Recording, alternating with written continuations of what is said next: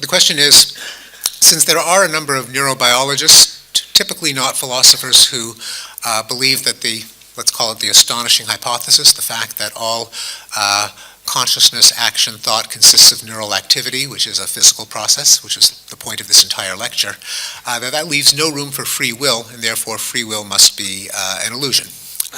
And so the question is, would I sign on to that interpretation of the physical basis of mental activity?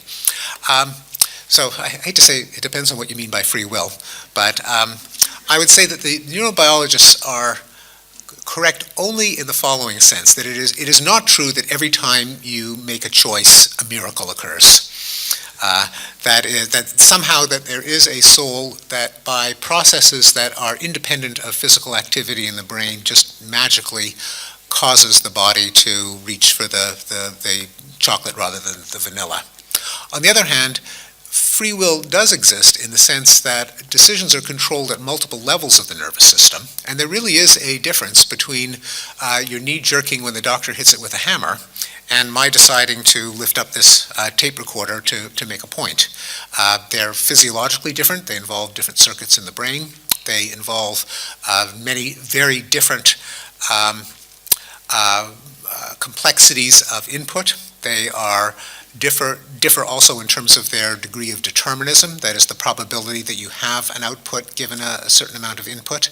And so a certain subset of processes that go on in the brain involving what we tend to call the highest parts of the brain, prefrontal cortex, frontal pole, that receive inputs from the rest of the brain, combine them with memory, execute decision rules that are not deterministic. That whole family of activities is what we mean by free will. It is not miraculous, but nor does it not exist. And it certainly, we couldn't really make sense of our social worlds without differentiating between actions that are in some sense chosen and in some sense compelled. Even if chosen does not literally mean that down at the level of neurons there has to be some miracle that occurs. So maybe a crude analogy is our best science tells us that even solid surfaces are mostly empty space.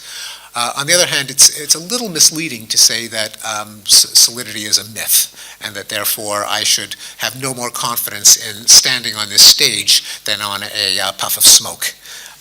There is a real difference, but at a certain level of analysis, it's not what our intuition might say it is, but the difference nonetheless is real. And so I think it would be going too far to say free will is a myth, although free will may not be what we intuitively feel it to be. That would be my best answer.